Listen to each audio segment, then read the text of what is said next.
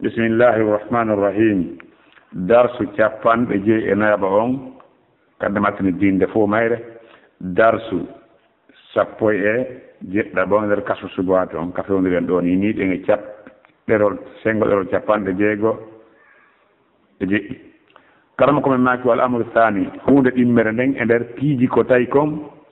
sirku sakkiti ɓen ɓuri hulɓinade sirku aranɓe ɓen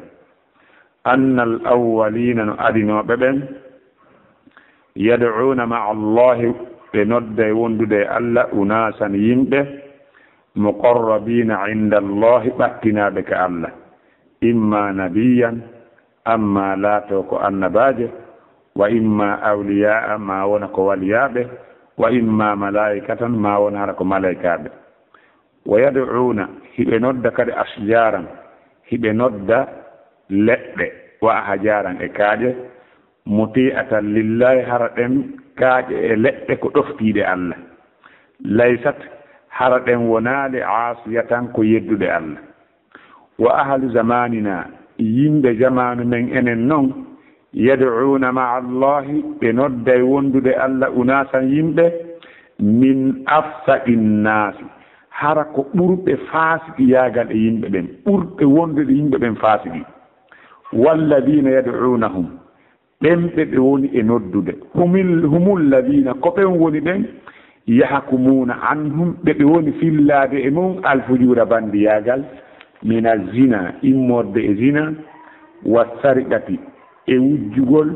wa tarki solati e accugol julde wa gayri dhalika e ko hina ɗum ɗo walladi on neɗɗo ya'taqidu fiɗiɗo fi salihi e neɗɗo moƴƴo walladi e on la ya'si mo yeddata e nden hunde nde yeddata allah misila al khabasi sifono peccal wal hajari e hayre ahwan ko on ɗon ɓuri hayfude mimman ya'taqidu di on fiɓiɗo fi man yushahidu on moto seeda fisqahu fasiqaku makko wa fasadahu e bone makko wa yashhadu mo seedi yani wa yashhadu bihi haray mo seedimo nam to dar ɗen ɗo fiya yesre no yiɓɓodir ko ɗum woni wadde e darade ɗo darton ɗoji kala ko darɗen ɗo bismillahi rahmani rahim kalama komin maki wal amru thani hunde ɗimmere nden anna al awwalina no adino ɓen yad'una ma allahi ɓe nodda wondude allah unasa yimɓe muqarrabina ɓattinaɓe indallahi ka allah imma anbiya amma annabaɓe wa imma awliya amma waliyaɓe wa imma malaika aw yad'una asjaran ma ɓe nodda leɗɗe aw ahjaran ma kaaƴe hara ɗen kaaƴe leɗɗe muti'atan lillahi ko ɗoftiɗe allah laysat hara ɗe wonaale aasiyatan ko yeddude allah wa ahlu zamanina yimɓe zamanu men enen yad'una ma allahi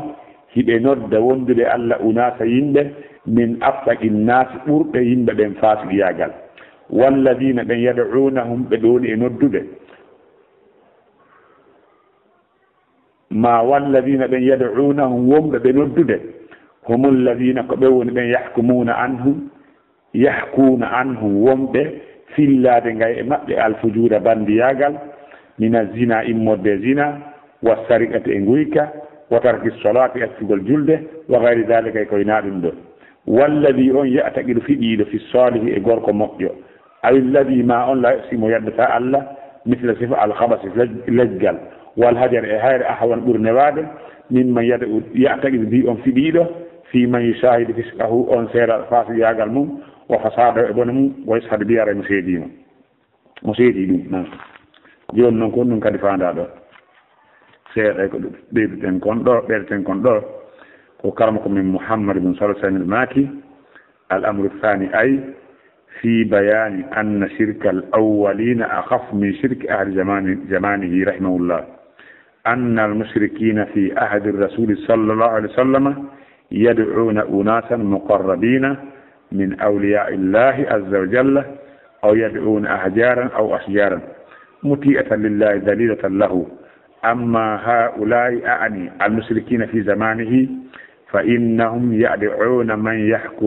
من يحكون عنهم الفجور والزنا والسرقة وغير ذلك من معاصي الله عز وجل ومعلوم أن من يعتقد في الصالح أو الجماد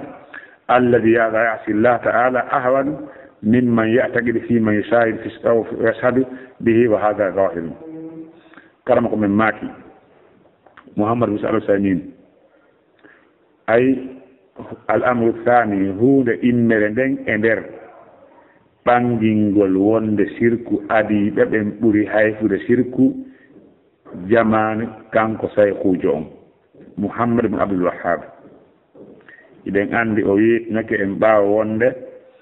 sirku adiiɓe ɓen ɓuri hayfude ndi sirku sakkitiɓɓen sabu piiji ɗiɗi toɓɓere aranere nden wonde no sirku adiiɓe ɓen ko saanga neweende tun amma saanga sattende sirku maɓɓe on ala haray ko Allah tun ɓe noddata amma noon sirku e jamanu kañum saykujo on jamanu sakkitoron ɗo ko duumi ɗum saanga sattende e neweede en andi ɗon no seedi hunde ɗimmere nden e kono sirku no yimɓe sirkayno ɓen e jamanu nelaaɗo ɓen hino sirkanayno Allah kono ko honɓe ko ɓattinaaɓe Allah ɓe wonno hawtude Allah e mum hay fi ɗum kadi sellata ko sirku ko ɗum wa nelaaɗo wari buye maɓɓe o jatti jawle maɓɓe buye maɓɓe naatan islamu tawde koɓe sirka ɓe konta ko won tun ko sirku ɓen ɗon ɓuri hayɓude sabu on ɗum ɓen ɗon ko yimɓe ɓattinaaɓe Allah wono annabaaɓe e malaykaaɓe ma waliyaaɓe on noddude ma ɗum ɓe nodda leggal iɗen anndi noon leggal yeddata Allah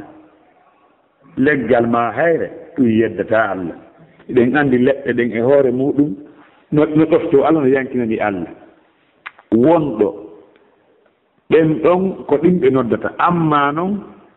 sirkeɓe ɓen e jamanu kañum seykujo on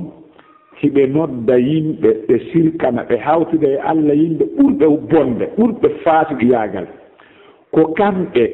wonɓe rewde ɓen wonɓe noddude ɓen tigi kamɓe sirkaɓe ɓen tigi woni fillaade ngayɗe ɓen karamakoɓe maɓɓe kummaɗuɓe ɓe woni rewɓe wonɓe ɓen no waɗa jina hiɓe ñaama jawle yimɓe e hoore meere hiɓe fillo wonde ɓe juulata kamɓe fi hon ɗum wo kamɓe ɓe hewti niveau ko tawatara julde farlaaki ɓe kala fiɗiiɗo wonde neɗɗo no hewta niveau ko tawatara dewal iway e hoore makko o waɗa ko o faala hara o rewaali Allah kala fiɗiiɗo ɗum ko o keefeero jooni noon ɓe no fiɓo e ɓen wonde ɓen hewti certain niveau ko tawata hara kamɓe hay si ɓe rewaali hannde kadi ɓe hewti niveau ɓe nanngitirtaake ɓe weldi e Allah ha Allah accaniiɓe hannde kadi ɓe waawi wonde hara ɓe rewaali Allah taw sino woodi ɓurɗo nelaaɗo yiɗeede ko Allah subahanahu wa taala bal alaa ɓe nganndi alaa taw si en rewa e Allah ha hewtitoɗen nelaaɗo wallahi en waawata rewde ha Allah ha hewtitoɗen nelaaɗo ko honno ɓe yaata ɓe ɓanta goɗɗo ha o feƴƴa niveau nelaaɗo ɓe fewtima niveau Allah wallahi ɓeeɗo ko sirkayɓe si ɓe tuubaade haa ɓe maayi ɓe yaha e jahannama ɓe heddoo toon abadal abidina dalilu an on ko Allah daali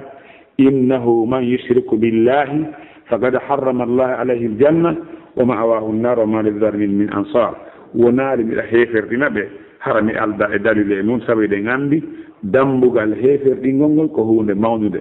sabu nelaaɗo maaki bugotaako gorko heeferaako si wonaa ruttata e goɗɗo e maɓɓe yo Allah hawle sawabu donc haray ɗo en faami nde ɗo toɓɓere ɗo ɓaayano juuta wallahu alam